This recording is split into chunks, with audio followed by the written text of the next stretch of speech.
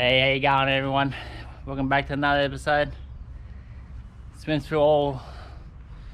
messed around with COVID and had to stay home. I thought that I might as well use this time to show you a little bit of how I throw a cast net and some tips on how to purchase your next cast net if you're ever going to be looking to buy one in the future. So yeah, let's get into it. Stay tuned. Okay, just grab your rope, go about 2 bunches of the net, about one there and the second one about there. Depending on how tall you are, you can grab either a bit longer or shorter. Grab your first lead line, put it over your shoulder like that, and then the inner lead line towards you. Make sure you grab the lead line here so that it's closer. This lead line is close to your chest, okay? Don't grab it low like that. You grab it low like that and the lead line is really low all the way down where your knees are, where my knees are, it won't open properly. So grab it somewhere here, about halfway up, so the lead line is close to your chest, and swing it all over your left shoulder. As you see there, like that. So you got a lead line going over your shoulder and the rest of the lead line just in front of your collar there. And all you do is you just grab the rest of the net down here. And just make sure you grab 2 even bunches. There you go. Grab them both with your hands. Put the right bunch on your right hand, like that. Just grab it.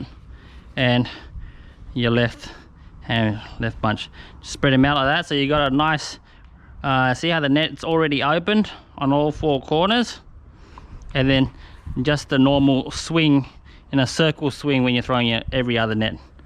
Swing. Yeah, look at that. Beautiful pancake every time. Okay, another different angle so you get an idea what it looks like. Grab your 2 bunches of net. For that. One side over, shoulder, side. Make sure the lead line's near your chest. Straight over, shoulder like that. Then you just grab the bunches at the front, just an even bunch. Right bunch on right hand, left bunch on left hand. Nice and wide open, and cast. There you go.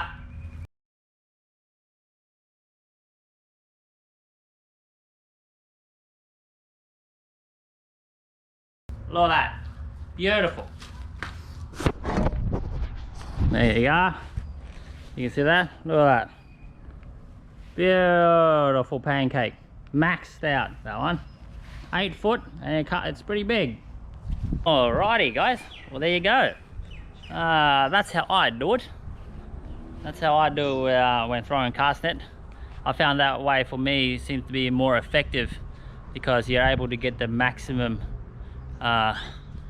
pancake from whatever size cast net you use. You can use that trick for small nets from 6 footers all the way to 12 foot, depending on how much you can carry or whatever suits you.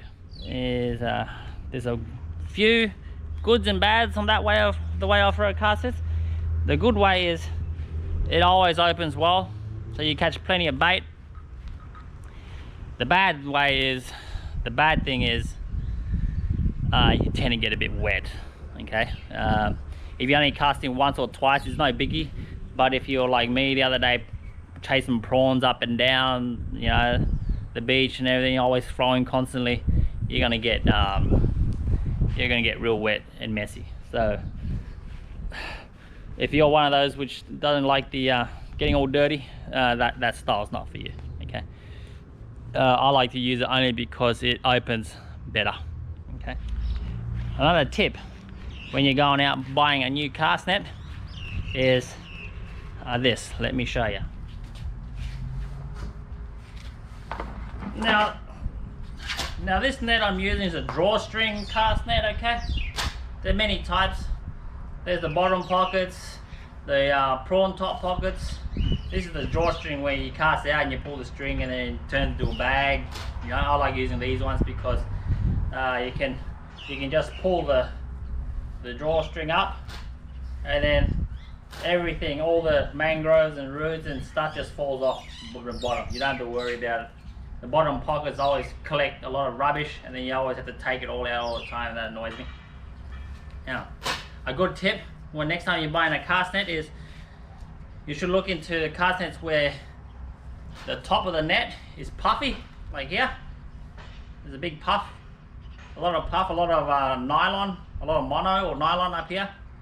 Nylon not so much, they open all right, but mono, they tend to be a bit stringy.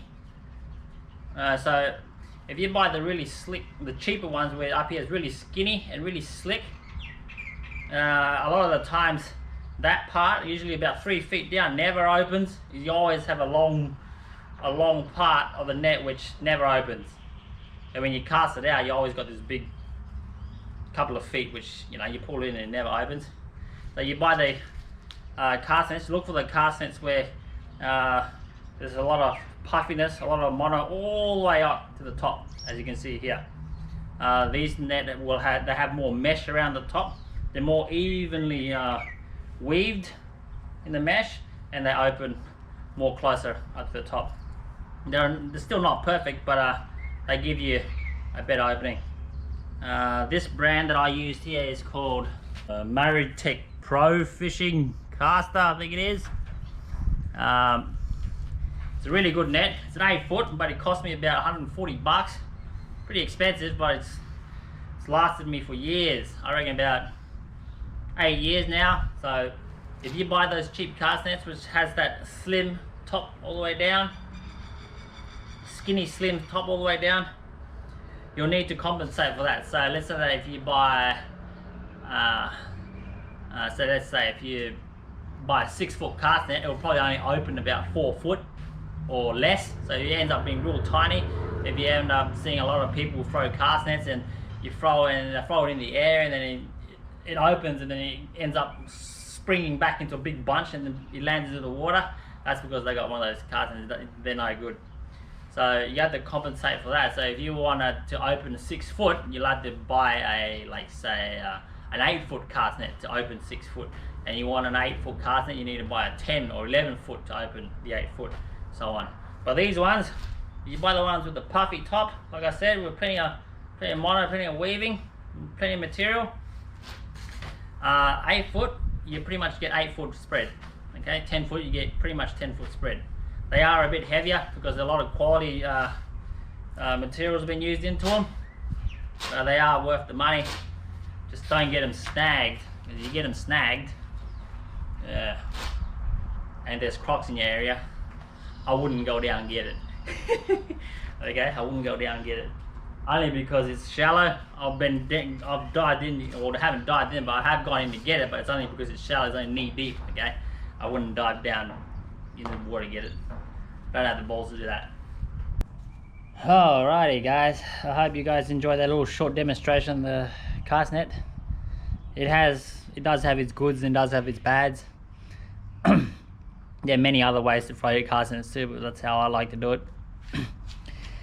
Give it a try. You know, you might end up being what you like as well. You never know. I've tried many others and it never seems to open as well.